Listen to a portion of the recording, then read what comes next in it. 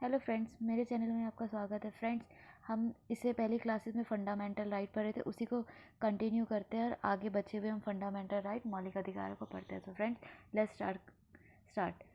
आज हम संस्कृति और शिक्षा संबंधित अधिकारों के बारे में पढ़ेंगे, जो आर्टिकल 29 to 30 में दिया गया है। मतलब संस्कृति और शिक्षा से संबंधित जो जो अधिकार हैं उनको पढ़ते हैं।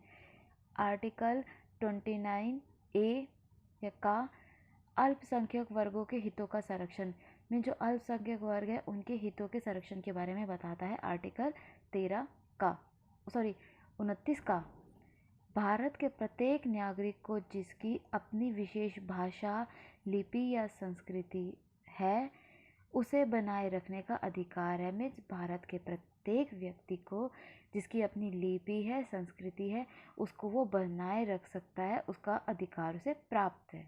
उसके बाद शिक्षा संस्थानों में प्रवेश के अधिकार के बारे में संरक्षण। मीन्स कोई भी अपने इंटरेस्ट या अपनी इच्छा अनुसार किसी भी शिक्षा संस्थान में प्रवेश ले सकता है, जो आर्टिकल 29 खा बताता है, उसमें दिया गया है। आर्टिकल 30 शिक्षा संस्थानों की स्थापना। अब आर्टिकल 30 में शिक्षा संस्थानों की स्थापना किस प्रकार की जाएगी, किस किस बिहार पे की जाएगी, उसके बारे में बताया गया है। भाषा या धर्म पर आधारित सभी अल्पसंख्यकों वर्गों को अपनी रुचि की शिक्षा संस्थानों की स्थापना और प्रशासन का अधिकार होगा। आर्टिकल 30A मीन्स सभी धर्म और भाषा के आधार पर जो भी अल्पसंख्यक वर्ग हैं अपनी रुचि के अनुसार अपने शिक्षा संस्थानों की स्थापना कर सकते हैं। ये अधिकार उन्हें आर्टिकल 30A प्रदान करता है। राज्य की किसी शिक्षा संस्थान को सहायता देने में इस आधार पर भेदभाव नहीं करेगा कि वह किसी अल्पसंख्यक वर्ग के प्रावधान में है। आर्टिकल 30B मीन्स ये कहने की कोशिश की गई है कि जो राज्य है किसी शिक्षा संस्थान में सहायता या किसी भी तरह से उसकी मदद करने में इस आधार पर भेदभाव नहीं करेगा कि वो अल्पसंख्यक है या थोड़े से लोग हैं, तो थोड़े से लोग हैं तो उनकी क्या मदद करें, किस तरह से हम क्यों सहायता करें, तो इस तरह का भेदभाव राज्य नहीं कर सकता, राज्य को उसकी मदद करनी पड़ेगी। उसके बाद आर्टिकल 32 संवैधानिक उपचारों का अधिकार।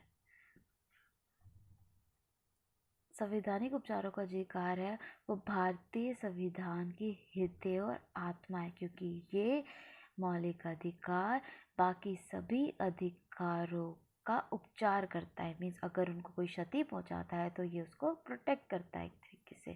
ठीक है फ्रेंड्स, अब इसी से रिलेटेड हम आगे रिट्स को इस क्लास में शॉर्ट में पढ़ेंगे। रिट के लिए स्पेशल मैं अलग से क्लास बनाऊंगी, इसमें हम जस्ट रिट के बारे में थोड़े के नाम पढ़ लेते हैं कि कौन कौन सी रिट है। तो फ्रेंड्स स्टार्ट करते हैं। जो हमें 5 प्रकार की रिट्स हैं। पहली है बंदी प्रत्यक्षीकरण। उसके बाद दूसरी है परमादेश। तीसरी है प्रतिषेध। चौथी है उत्प्रेक्षण और पांचवी है अधिकार प्रेक्षा। फ्रेंड्स, ये थोड़ी सी सीक्वेंस उल्टा हो गया है तो अब देख लेना।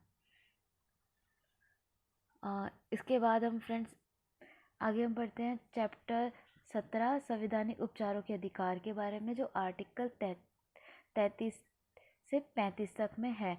आर्टिकल 33 सशस्त्र बल एवं मूल अधिकार। 13 सब क्लोज 2 का अपवाद है। मीन्स अब फ्रेंड्स देखो, कुछ चीज़ों में ये है कि अगर हम ज़्यादा ही फ्रीडम देते हैं तो इससे देश की सुरक्षा पर भी खतरा होता है, तो इसके बारे में भी कुछ प्रावधान किया, कुछ अपवाद दिए गए।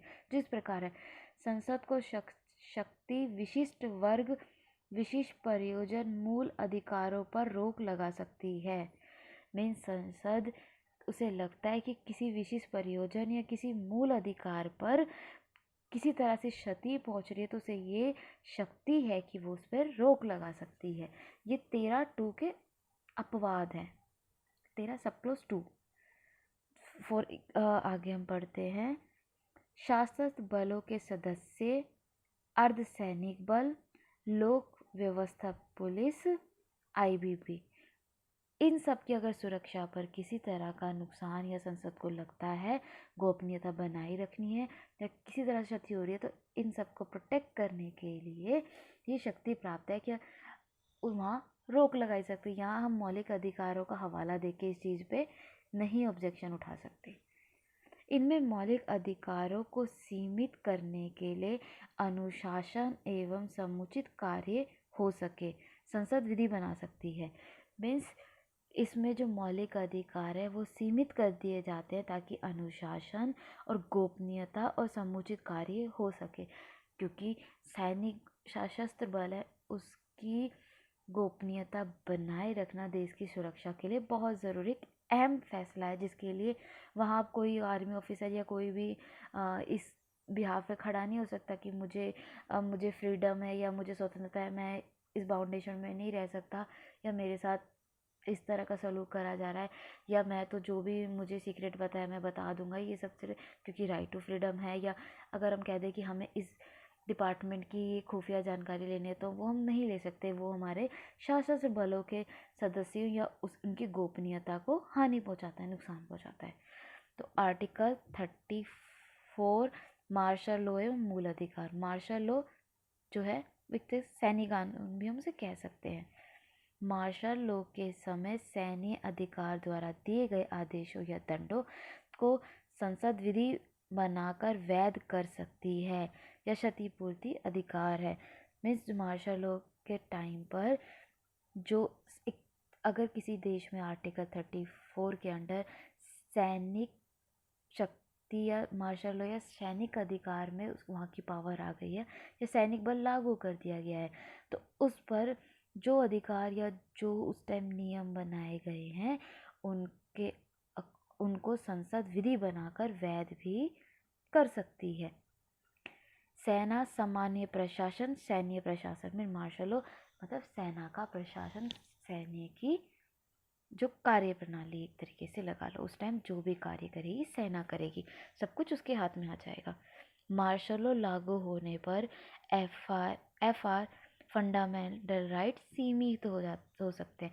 मीन अगर मार्शल लॉ सैनिक शासन लगा पड़ा है तो उस टाइम फंडामेंटल राइट एक तरह से सीमित हो जाते हैं, ठीक है, वो उस तरह से स्वतंत्र रूप से कार्य नहीं कर पाते जितने बाकी समय पर होता है क्योंकि सैनिक शासन लग चुका होता है।